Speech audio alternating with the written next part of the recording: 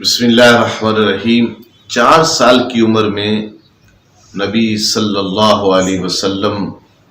سیدہ حلیمہ سعدیہ سے سیدہ آمنہ کے پاس واپس آ چکے ہیں۔ اب ظاہر ہے ماں کی جو شفقت ہوتی ہے، ماں کی جو محبت ہوتی ہے، پیدائش کے 4 سال بعد تو آپ قبیلہ بنو سعد میں رہے، ماں نے انتہائی شفقت کی، انتہائی محبت کی، اور ماں کو یہ بات بھی یاد آتی تھی کہ اس کا باپ جو تھا، محمد صلی اللہ علیہ وسلم کا جو باپ تھے، وہ مسافری کی حالت میں، سفر کی حالت میں، مکہ شہر سے دور ان کا انتقال ہوا تھا۔ تو انہوں نے اس بات کی خواہش کا اظہار کیا کہ مجھے ایک دفعہ سفر کرنا چاہیے اور اپنے بیٹے کو بھی اپنے باپ کی قبر کی طرف لے جانا چاہیے۔ ان کے ساتھ برکت ام ایمن جو کنیز تھی، اور سیدنا آتا ہے تاریخ میں بعض میں کہ سیدنا عبد المطلب بھی ساتھ تھے۔ تو وہاں پر گئے ہیں، ایک ماہ وہاں پر قیام بھی کیا ہے مدینہ کے اندر۔ اس وقت تو ظاہر یثرب تھا، اور وہاں پر قبر پر بھی لے گئی ہیں حضرت محمد مصطفیٰ صلی اللہ علیہ وسلم کو، اپنے والد سیدنا عبداللہ کی قبر پر بھی لے گئی ہیں سیدہ آمنہ۔ 1 ماہ قیام کے بعد جب آپ واپس آ رہے ہیں، گویا کہ مدینہ میں اب آپ 5 سال کی یا 6 سال کی عمر کے قریب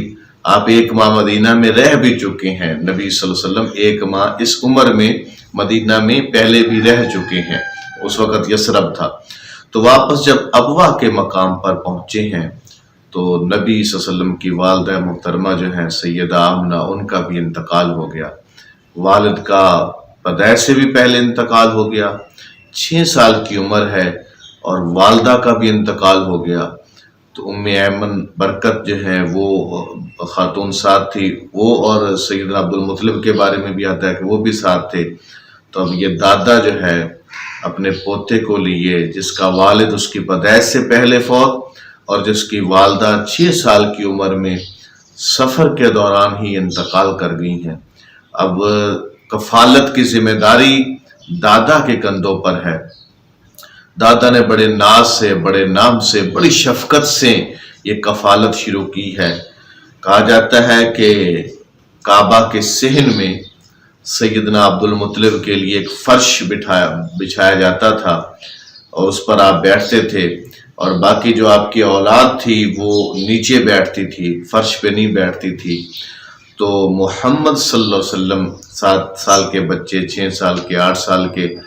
جب آپ آتے تھے تو ظاہر ہے یہ ایک بچپنا تھا، تو آپ فرش پر ہی بیٹھتے تھے اور اپنے دادا کے ساتھ بیٹھتے تھے، اور بعض اوقات اپنے آپ کے جو چچا تھے وہ روکتے، منع کرتے کہ آپ پیچھے، بچے پیچھے ہی آپ بیٹھو، ہمارے ساتھ بیٹھو، دادا کے لیے یہ بچھایا ہے، والد محترم کے لیے یہ بچھایا ہے، تو یہ خراب نہ ہو یا مٹی نہ لگے۔ تو آپ ان کو، اپنے بیٹوں کو، نبی صلی اللہ علیہ وسلم کے چچا کو منع کر دیتے تھے کہ نہیں، یہ میرا بیٹا جو ہے یہ میرے ساتھ ہی بیٹھے گا۔ تو یہ شفقت دادا کی طرف سے ملی، یہ پیار دادا کی طرف سے ملا، لیکن یہ بھی زیادہ عرصہ نہ چل سکے، شفقت اور پیار اور یہ سایہ بھی۔ 8 سال کی عمر میں دادا محترم کا بھی انتقال ہو گیا، وصال ہو گیا۔ اب آپ کے چچا جناب ابو طالب، حضرت علی المرتضیٰ رضی اللہ تعالیٰ عنہ کے والد محترم جو تھے، سکے چچا تھے، انتہائی شفیق تھے۔ اب محمد صلی اللہ علیہ وسلم کی کفالت کا ذمہ جناب ابو طالب نے لیا ہے 8 سال کی عمر میں۔ اس میں جو نمایاں واقعہ ہمیں 8 سال کے بعد ملتا ہے، وہ آپ کی عمر جب 12 سال کی ہوئی ہے تو ایک سفر کے بارے میں تاریخ کی کتابوں میں آتا ہے کہ ملک شام کا سفر جناب ابو طالب نے کیا ہے تجارت کی غرض سے، اور اس میں ساتھ محمد صلی اللہ علیہ وسلم بھی ساتھ تھے۔ اور جب آپ ایک مقام پر پہنچے ہیں جہاں ابھی شام کا آغاز نہیں ہوا تھا، سرحد کا، تو بحیرہ راہب سے ملاقات ہوئی ہے۔ ایک راہب تھا، عیسائی تھا، عالم تھا، اس سے ملاقات ہوئی ہے۔ تو اس نے کہا کہ یہ جو ابو طالب آپ کے ساتھ بچہ ہے، میں نشانیاں دیکھ رہا ہوں کہ یہ آخر الزمان نبی ہے، حضرت محمد مصطفیٰ صلی اللہ علیہ وسلم یہ آخری نبی ہیں۔ تو ان کی مخالفت جو ہے وہ یہودی اور عیسائی کریں گے تو مجھے ڈر ہے کہ آپ ان کو آگے نہ لے جائیں۔ بہرحال تاریخ کے لکھنے والوں نے اس واقعے کی صحت پر اور سند پر بہت سوالات اٹھائے ہیں کہ ایسا نہیں ہوا، لیکن تاریخ میں لکھا ہوا بھی ہے کہ ایسا ہوا ہے۔ تو پھر حضرت جناب ابو طالب جو تھے وہ محمد صلی اللہ علیہ وسلم کو آگے نہیں لے گئے اس بنیاد پر۔ یہ آپ کی اس وقت عمر مبارک جو تھی وہ 12 سال تھی۔ پھر جو تاریخ کی کتابوں میں آپ کی عمر کے حوالے سے جو واقعہ زیادہ بڑا ملتا ہے وہ 15 سال کی عمر میں وہ جو جنگ ہوئی ہے جس کو فجار کہتے ہیں، اس میں آپ کی ایک اس درجے کی شرکت کہ ایک طرف آپ کا قبیلہ تھا قریش تھا اور دوسری طرف کیسے اعلان قبیلہ تھا، تو آپ اپنے چچا کو، یعنی اس کو فجار اس وجہ سے کہا جاتا ہے کہ یہ جنگ، اس میں حرم کی حرمت بھی پامال ہوئی، اور وہ جو محترم مہینے ہیں جس میں جنگ سے روکا گیا ہے، جن مہینوں میں جنگ نہیں کرنی، ان کی حرمت بھی پامال ہوئی۔ اسی لیے اس کو حرب الفجار کہتے ہیں، یعنی ایسی جنگ جو مناسب نہیں تھی، ٹھیک نہیں تھی۔ تاریخ میں اس نام سے ہی اس کو یاد کیا گیا ہے، اور آپ کی شرکت اس میں محض اتنی سی ہے کہ آپ اپنے چچا کو تیر اٹھا کر دیا کرتے تھے اور وہ اس میں زہر جنگ میں شریک تھے۔ اور یہ جنگ جو تھی یہ ابو سفیان کے جو والد ہیں ان کی قیادت میں یہ لڑی جا رہی تھی، قریش کی قیادت اس وقت جو تھے وہ کر رہے تھے۔ تو اس طرح سے یہ آپ کی جب عمر 15 سال کی ہوئی ہے تو یہ ایک بڑا واقعہ ہے۔ اور اس کے بعد پھر جب آپ کی عمر 18 سال کی ہوئی ہے تو وہاں ایک بڑا واقعہ ملتا ہے کہ ایک آدمی مسافر کی حالت میں اپنے سامان کو مکہ میں فروخت کرتا ہے، اور جو صاحب وہ سامان خریدتے ہیں وہ ان کو پیسے نہیں دیتے، سامان ان سے لے لیتے۔ اب اتنے دور دراز آدمی سامان تجارت لے کر آئے اور وہاں پر وہ سامان فروخت کرے، تو اس نے بڑے دکھ بھرے لہجے میں اور بڑی سوز کے ساتھ اس نے اہل مکہ کو آواز دی ہے کہ اے مکہ کے رہنے والوں، ایک مسافر ہے اور وہ لٹ گیا ہے اور یہاں اس کی کوئی فریاد نہیں سن رہا۔ تو لوگ جمع ہوئے ہیں، لوگ اکٹھے ہوئے ہیں، اور انہوں نے یہ ایک معاہدہ کیا ہے، اس کو حلف الفضول کہتے ہیں۔ ایک حلف لیا ہے، ایک قسم لی ہے، اور اس قسم میں جو بڑی جو گواہیاں ثبت ہوئی ہیں وہ 2 فضل نامی شخص کی ہوئی ہیں۔ لفظ فضول ہم اردو زبان کے اندر جو ہے وہ فضول اور بیکار چیز کے لیے استعمال کرتے ہیں، لیکن یہاں یہ اس معنی میں نہیں ہے۔ یہ 2 فضل آدمی تھے، ان کے جمع ہونے سے اور ایک اور فضل نامی آدمی کے جمع ہونے سے اس کی جمع فضل سے فضول لفظ کا استعمال ہوا ہے کہ انہوں نے یہ پھر حلف اٹھایا ہے کہ کوئی بھی مسافر جو مکہ میں آئے گا اس کا رنگ بھی نہیں دیکھا جائے گا، اس کا نسل بھی نہیں دیکھی جائے گی، اس کا علاقہ بھی نہیں دیکھا جائے گا۔ وہ یہاں پر تجارت کرتا ہے، اور اگر اس کے ساتھ کوئی یہاں مقامی آدمی زیادتی کرتا ہے تو ہم اس آدمی مظلوم کا ساتھ دیں گے۔ یہ نبی صلی اللہ علیہ وسلم نے اعلان نبوت کے بعد بھی اس معاہدے کو یاد رکھا اور بڑی تحسین کی نگاہ سے دیکھتے تھے اس معاہدے کو، اور اس کو بڑے خوبصورت الفاظ میں یاد کیا کرتے تھے اور کہا کرتے تھے اس طرح کا معاہدہ جو ہے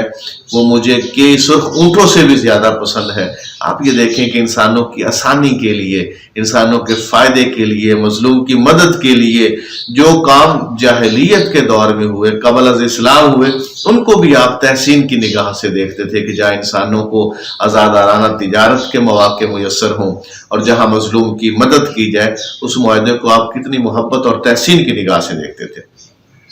پھر 18 سال کے بعد جو آپ کی سیرت نگاروں نے آپ کی زندگی کا ایک بڑا واقعہ جو لکھا ہے وہ 25 سال کی عمر ہے۔ جب آپ صلی اللہ علیہ وسلم کی عمر 25 سال ہوئی ہے تو 25 سال کی عمر میں جو خاتون تھی سیدہ ختیجہ، وہاں پہ ایک مالدار خاتون تھی، وہ اپنا سامان تجارت مختلف لوگوں کو دیا کرتی تھی اور وہ سفر کرتے تھے اور اس کو منافع لا کر دیتے تھے۔ تو اس طرح محمد صلی اللہ علیہ وسلم نے خود یہ ارادہ کیا کہ مجھے بھی یہ تجارتی سرگرمیوں میں بھی حصہ لینا چاہیے، اور مکہ میں آتا ہے تاریخ کی کتابوں میں بھی آتا ہے، حدیث کی کتابوں میں بھی آتا ہے کہ آپ نے